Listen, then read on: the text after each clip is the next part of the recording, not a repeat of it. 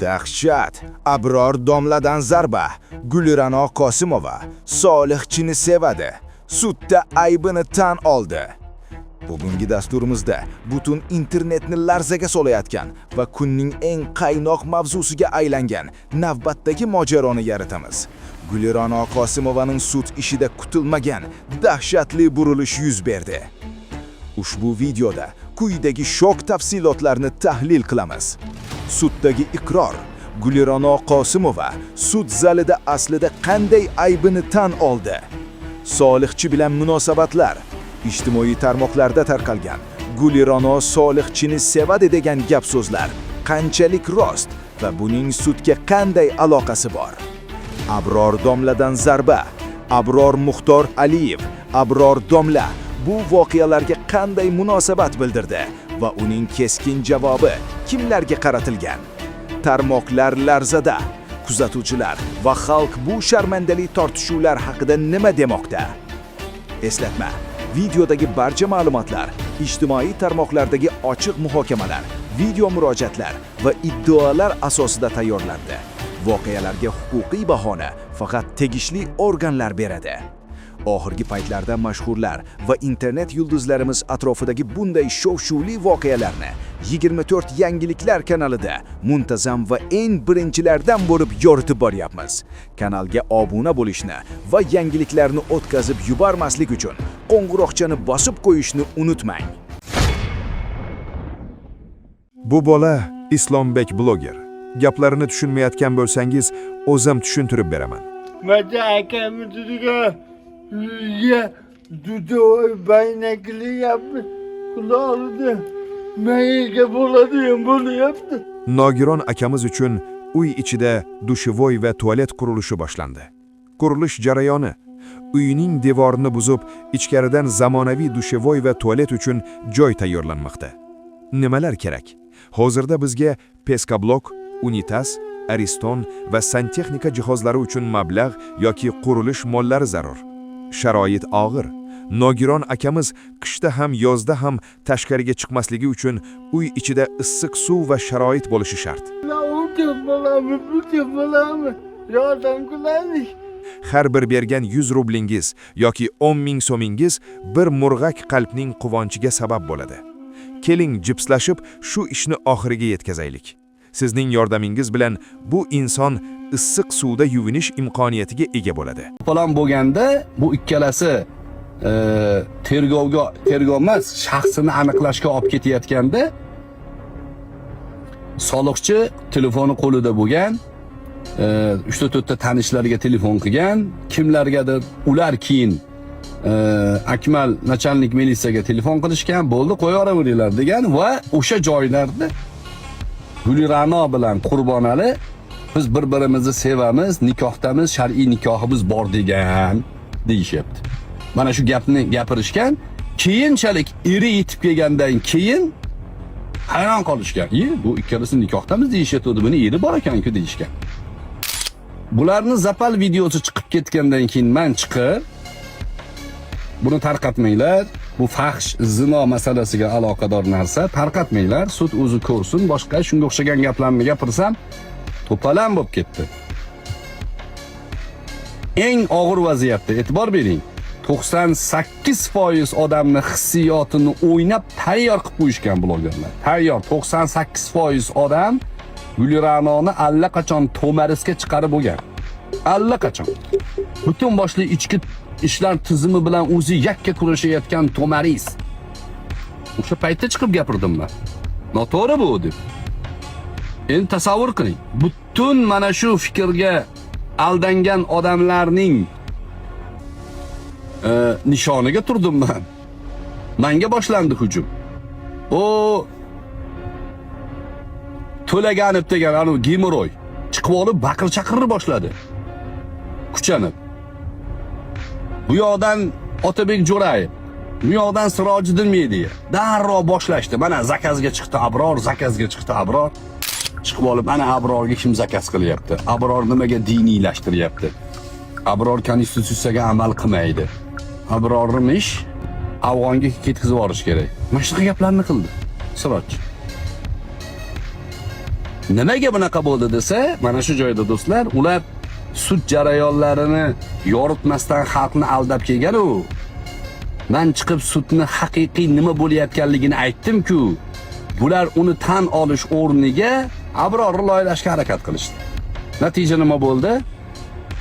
Do'stlar, bu fahsh zino ishidir bu. Zinoni nahsi bo'ladi, nas deyiladi. Nas hammaga uradi. Siroj mediaga urdi shu. Qurbonaliga zotan nas urdi.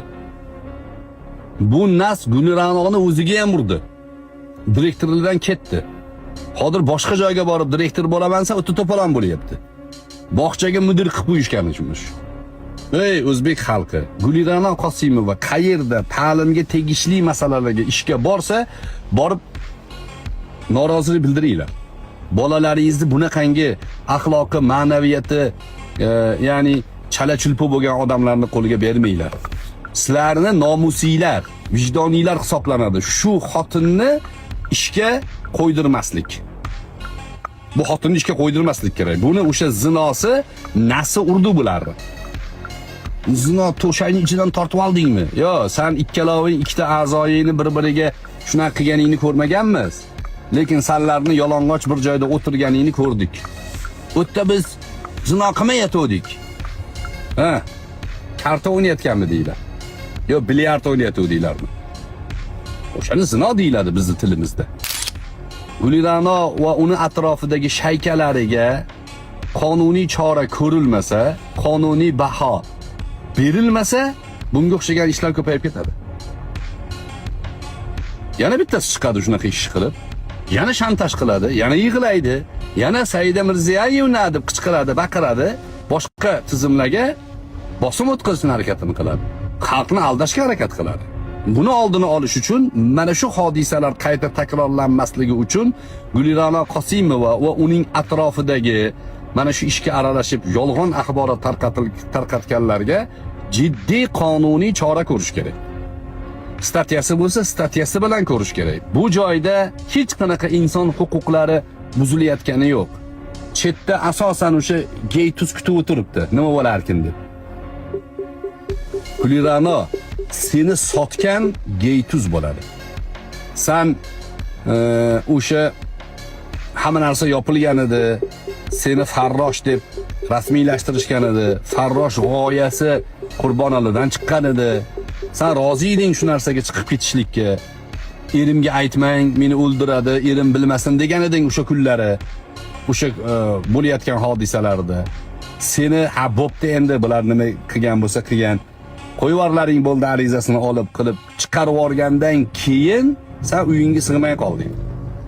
Sandan oldin tarqab bo'lgan edi. Uchastkovoy deding o'zing. Uchastkovoy mahallada hammaga gap tarqatibdi shunaqa deb. Asli gap tarqab bo'lgan edi. Sen o'tda karta o'ynamayotganingni hamma bilgan edi. Va uyingga sig'may qolding. To'polon bo'lgan. Seni uydan haydashgan, senga nisbatan og'ir chora ko'rmoqchi bo'lishgan, qochgansan. Qurbonlarni kelib urushgan. Va shu to'polon bo'lib ketgandan keyin sen tupikdan chiqish uchun video qilgansan yuzingni berkitib va ijtimoiy tarmoq faollari menga yordam bering deb video qilgansan va buni Eltuzga jo'natgansanlar. Eltuz bu videoni qo'ygan. Men o'sha videoni yaxshilab ko'rdimda, videoda timsoh ko'z yoshlari %100 ko'rinib turibdi. Yolg'ondan yig'i bor, o'zini anaqa qilib ko'rsatishga urinish bor. Ochiq aytayapti Gulirano o'sha videoda. Men deydi, xalqning ichida deydi, jalaba bo'lib nom qoldirib qolishdan qo'rqaman. Shunaqa bo'lib qolaveramanmi men deyapti. O'shanaqa ishni ichida ekanligini e'tirofi bu. Bularga jinoiy bo'lsa jinoiy javobgarlik tortilsin. Ayniqsa Otabek Jo'rayev, Otabek Hamidov, Sirojiddin Media. Mana shu uchchalasi shayka bo'lgan. Shu xotinning orqasidan pul olmadik, yolg'on. Olmagan taqdirda ham bu rezonans bergan hodisa-yu, butun xalqni aldashib, butun xalqni hissiyotiga o'ynashdi-yu. bu videoni olib chiqsa, boshqa murojaatchilar shularga murojaat qiladi. Mana shuni pul deyiladi. Boshqa harakatlar ham 10 milliard so'm, 10 milliard so'm uşerb talab qilishgan. Ma'naviy uşerb. Ulardan umidlari bo'lgan va mana shu pul uchun shu xotinni mana shu qilgan noto'g'ri ishlarini oqlab hissiyotga o'ynagani uchun blogerlarga javobgarlik ko'rib chiqilishini talab qilaman men ham. Tarqatinglar, odamlarga aytinglar, yetkazinglar. Mutasaddilarga yetib borsin bu. Hurmatli mutasaddilar, xalqimizni tinchligi, shantajga aldanib qolmasligi uchun mana shu hodisada, Gulira'no keysida kim nima yolg'on informatsiya tarqatgan bo'lsa, chiqib xalqdan uzr so'rasin.